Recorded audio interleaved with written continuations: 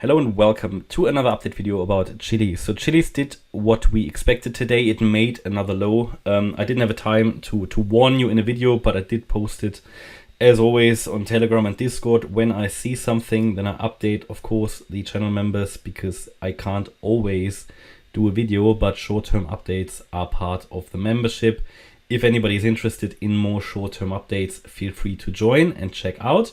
But what did we say, or what did I say? I told the members earlier today, it was late morning, that we are probably going to see another low in the 10-cent region. We did drop down to 10.5. At the time we were still at around 11.5. The reason is that we only had made 3 waves up and came down quite strongly. We did basically retrace more than it would have been ideal, and such so-called double tops usually don't work. Here we had a so-called double bottoms. Here we had a so-called triple bottom. Again, they are not reliable patterns. It is something that crypto Twitter and trading Twitter love, you know, and retail traders love these potential reversal patterns, and they can work, you know. They can work because, you know, obviously this is support, you know, and then you bounce and you bounce, but and they look spectacular on charts when they work out. But in reality, they are quite unreliable. It's still worth knowing about them as a pattern. But yeah, that was my justification why I said we probably see one more low.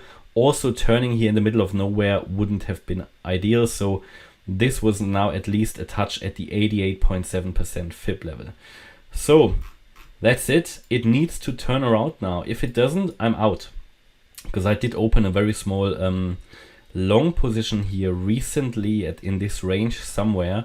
But if it drops below the 10-cent level, I'm out. Yeah, then this chart will turn bearish.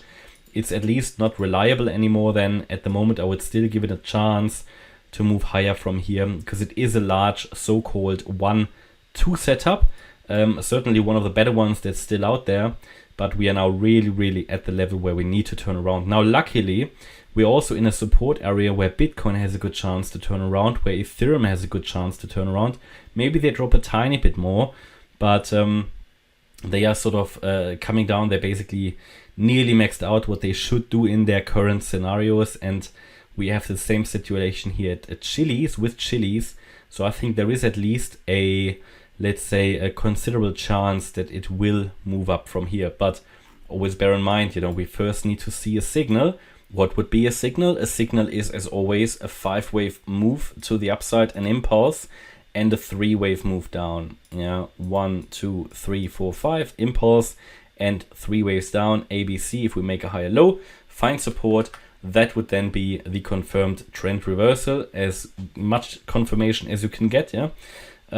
Here at the moment, this is just down. I don't even see, unfortunately, a slowing down of the downtrend. I mean, at the moment, there is no bullishness here emerging from this 88.7% fib level.